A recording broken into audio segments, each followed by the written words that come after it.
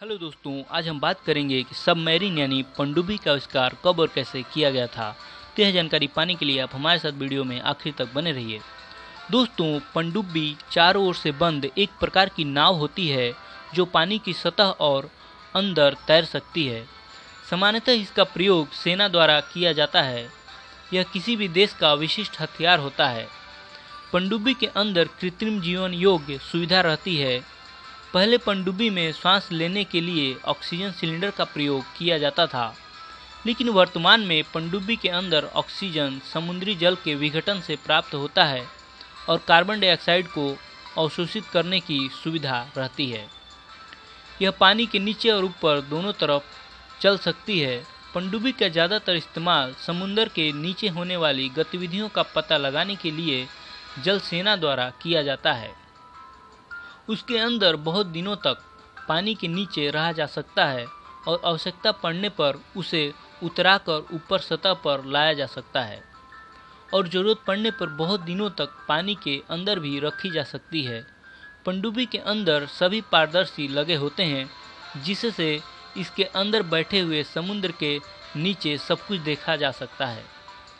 विश्व की पहली पनडुब्बी एक डच वैज्ञानिक द्वारा सन 1602 में बनाई गई थी, किंतु उस समय इसे युद्धोपकरण के रूप में नहीं सोचा गया था और कॉर्नेलियस वान ड्रेबेल नामक हॉलैंड वासी ने उस पनडुब्बी में सुधार की और उसे गतिशील बनाया गया। और वह पनडुब्बी लकड़ी की बनी थी और इस पर चमड़ा मढ़ा हुआ था। इसके अगल बगल 2 चप्पू लगे थे जो इसको डुबाते और उतराते थे। और पहली सैनिक पनडुब्बी टर्टल सन 1775 में बनाई गई।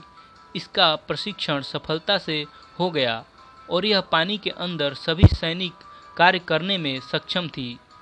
इसलिए इसका इस्तेमाल 1 वर्ष के बाद अमेरिकी क्रांति में किया गया और पारदर्शी यानी पेरिस्कोप के आविष्कार ने पानी में रहते हुए भी इसे पानी के ऊपर देखने की सुविधा प्रदान की।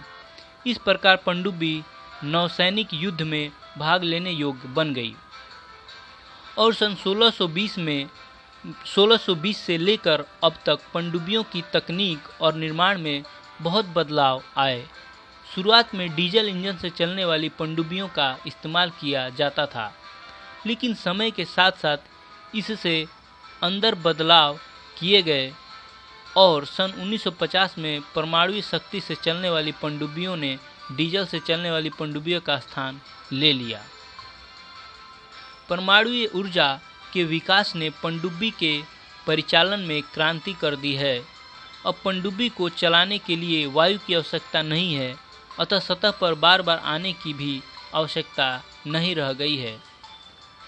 नॉटिलस पहली पनडुब्बी है जिसमें शक्ति प्राप्त करने के लिए नाभिकीय रिएक्टर का उपयोग किया गया है और नाभिकीय पनडुब्बी में न तो वायु की आवश्यकता पड़ती है और न ईंधन गैस के निकास की समस्या होती है। नाभिकीय पनडुब्बी के अंदर पुरानी पनडुब्बी के मुकाबले अधिक खाली स्थान होता है, क्योंकि इसके अंदर केवल नाभिकीय रिएक्टर ही होते हैं और परमाणु ऊर्जा से संचालित पनडुब्बी के जितने फायदे हैं उतने नुकसान भी हैं, क्योंकि रिएक्टर बहुत ही ज़्यादा खतरनाक किरण छोड़ते हैं। पनडुब्बियों को गति देने के लिए टरबाइन मोटर इत्यादि का इस्तेमाल किया जाता है। साधारणतया पनडुब्बियाँ 2 प्रकार की होती हैं, डीजल इलेक्ट्रिक और nuclear powered submarine. Diesel electric submarine में डीजल इंजन लगे होते हैं जिसे चलाकर बैटरी चार्ज किया जाता है। डीजल इलेक्ट्रिक पनडुब्बियों में बहुत ज़्यादा मात्रा में बैटरी लगी होती है। यह बैटरियाँ एक बड़ी सी मोटर को गति देती हैं जिससे पनडुब्बी आगे बढ़ती है। न्यूक्लियर पावर्ड पनडुब्बियों में न्यूक्लियर रिएक्टर लगा होता है। इस रिएक्टर से उत्पन्न ऊष्मा से भाप बनाई जाती है और इस भाप से टरबाइन को गति प्रदान की जाती है, जिससे सबमरीन को मूवमेंट मिलता है। दोस्तों, पनडुब्बी भी आर्किमिडीज के प्रिंसिपल पर ही काम करता है। आर्किमिडीज के सिद्धांत के अनुसार जब एक ठोस वस्तु को किसी द्रव में पूरी अथवा आंशिक रूप से डुबोई जाती है तो उसके भार में कमी का आभास होता है। उस वस्तु के भार में यह आभासी कमी वस्तु द्वारा हटाए गए द्रव के भार के बराबर होती है। लोहे का जहाज पानी पर तैरता है, परंतु लोहे की कील पानी में डूब जाती है। इसका कारण जहाज की विशेष बनावट है। जहाज का आकार लोहे की चादर की सहायता से इस प्रकार बनाया जाता है कि इसके अंदर का बहुत सा भाग खोखला होता है। जब इसको पानी पर उतारा जाता है तो फैला हुआ आकार व खोखला होने के कारण इसके द्वारा हटाए गए पानी का भार जहाज के भार से अधिक होता है, जिसके कारण इस पर अधिक उत्प्लावन बल लगता है व जहाज तैरता है। कील द्वारा हटाए गए द्रव का भार कील के स्वयं के भार से कम होता है, फलतः कील पानी में डूब जाती है।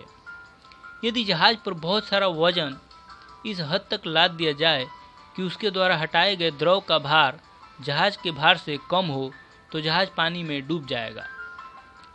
पनडुब्बियों का मुख्य काम शत्रु देश की खुफिया जानकारी प्राप्त करना, अपने महासागर में गश्त लगाना, बैलिस्टिक मिसाइल, टारपीडो, पानी की सतह से हवा में मारने वाली मिसाइल को लॉन्च करना इत्यादि है। आजकल की न्यूक्लियर पनडुब्बियां 6 महीने तक मिशन पर पानी के नीचे रह सकती हैं। आजकल पनडुब्बियों का उपयोग पर्यटन के लिए भी किया जाता है। बहुत से ऐसे देश हैं जो समुद्री जीवों को देखने के लिए पनडुब्बियों का इस्तेमाल करते हैं। तो दोस्तों, आशा करते हैं यह जानकारी आपको पसंद आई होगी। तो प्लीज़ हमारे वीडियो को लाइक करें, शेयर करें, हमारे चैनल द बायोग्राफी लीजेंड को सब्सक्राइब करना ना भूलें। धन्यवाद दोस्तों, आपका समय शुभ रहे।